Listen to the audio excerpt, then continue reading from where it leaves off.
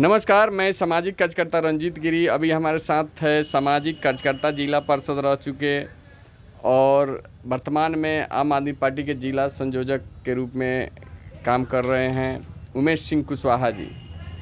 और 9 अगस्त जो क्रांति दिवस है, उस दिन ये लोग बाढ़, सुखाड़ और अपने 11 सूत्री मांगों को लेके धरना प्रदर्शन करने वाले हैं गांधी स्मारक मोतिहारी के सामने।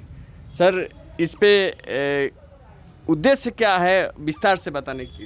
उद्देश्य हम लोगों का स्पष्ट है, क्योंकि पिछले 75 सालों से सुखाड़ और बाढ़ के सवाल पर किसी सरकार ने विशेष रूप से ध्यान नहीं दिया।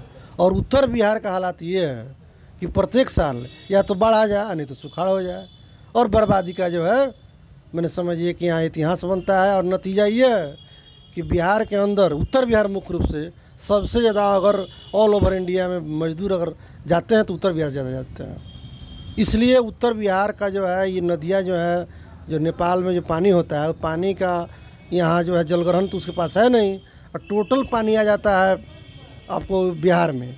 और बिहार में आने के बाद यहाँ कोई रुकावट नहीं है, न यहाँ कोई सरकार के पास कोई प्रोग्राम है।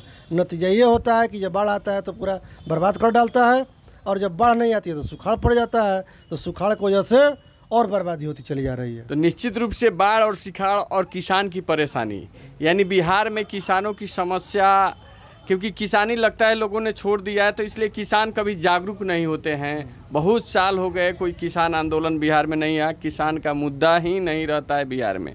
क्योंकि जो किसान है या तो मजदूर हो गए हैं, नहीं तो सब लोग बटाई देता है।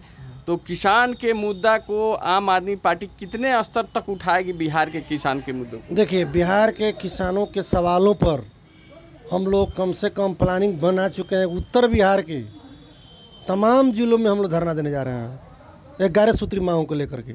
उसमें मुख्य मुद्दा तो ये है, साथ में अभी जो नहर जो है, तमाम नहर टोटल फेरियल पड़ा हुआ है, उसको हम लोगों ने मांग किया है कि उसको ठीक करके नहरों को और खेतों तक पानी पहुंचाने का विधा जो है टेक्निकल विकसित किया जाए, और ऐसा हो कि पाइपिंग के माध्यम से हर खेतों को पानी दिया जाए। तो अभी तो हम लोग देख रहे हैं नहर में पानी आ रहा है, तो वो पानी बर्बाद हो जा रहा है, आजू बाजू के खेत में ज़्यादा लग जा रहा है, मतलब वो तरीके से खेतों तक नहीं पहुंच पा रहा है। क्योंकि वर्तमान में जो नाला है, या तो नाला ध्वस्त हो चुका है, और पहले जो नाला बनाने का, खेत में भी नाला बनाने का सिस्टम हो एकदम से ख़त्म हो गया। अभी डिलीवरी पाइप आता है और पंपिंग सेट में लगा दिया जाता है और वहीं है। तो इसको लेके क्या, यही तो हम लोगों का मुख्य मुद्दा है कि हर खेतों तक पानी पहुँचे। अभी जिलाधिकारी महोदय ने कहा कि खेतों तक पानी पहुँचाने के लिए ये नहर विभाग अपना काम करे, लेकिन वो क्या करेगा? कुछ नहीं कर पाएगा। इसलिए हम लोगों का मांग है कि नहरों को पहले ठीक कीजिए। बहुत सारा नहर, जैसे मेन कैनाल जो है, वहाँ चले जाइए तो केवल सफ़ेद हाथी की तरह वो बना हुआ है। लोग जो है फसल, इसी तरह भी हम लोग आ रहे हैं रास्ते से हरदिया होकर के, पूरा वो घूमते हुए, कहीं पानी नाम का कोई चीज़ नहीं है। और नहर में जबकि पानी है, तो पानी को जब तक खेतों में नहीं पहुंचाएगा योजनाबद्ध ढंग से, तब तक पहुंचेगा कैसे? अभी हम लोग देख रहे थे, बहुत गांव में घूमे हैं, देखे कि नहर में पानी चल रहा है, लेकिन वो खेत में नहीं पहुंच पा रहा, पंपिंग सेट लगाना पड़ रहा है उसके लिए। तो अभी मनरेगा के तहत कुछ नहर की सफाई भी हुई है, लेकिन उसको पहले होता था दोनों तरफ से मिट्टी डाला जाता था, नहर में थोड़ा सा भी पानी आता तो खेत में चला जाता था, लेकिन अभी नहर को ही गड्ढा कर दिया गया, तो पानी बाहर। इसी सवाल को लेकर के हम लोगों का प्लानिंग है कि खेतों तक पानी पहुंचे। इसके लिए चरणबद्ध आंदोलन हम लोगों ने शुरू किया। 2 तारीख को तुरकोलिया से स्टार्ट किया गया है, जो गांधी जी की कर्मभूमि है, और उसको 9 के क्रांति दिवस के अवसर पर यहाँ हम लोग जिलाधिकारी को स्मारक पत्र देंगे कि हर हाल में वो जो है, सरकार कहती है कि हम अनुदान देंगे 75% डीजल पर, बिजली फ्री करेंगे किसानों के लिए। नहीं, उससे काम नहीं चलने वाला है।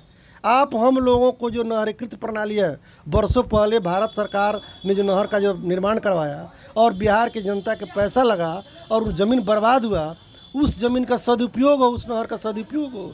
हमारी व्यवस्था को ठीक करिए, हमको अनुदान मत दीजिए, हमको जो है खेतों तक पानी पहुँचाने का काम कीजिए। तो निश्चित रूप से बिहार में लोग खेती इसलिए नहीं कर पाते हैं क्योंकि बिहार में खेती करना घाटे का काम माना जाता है। एक तो कभी बाढ़ आ जाएगा तो ख़त्म हो जाएगा, कभी सुखाड़ आ जाएगा, और इस पे बाढ़ और सुखाड़ पे नियंत्रण पाने के लिए अगर कोई कदम उठाता है तो निश्चित रूप से वो सराहनीय होगा।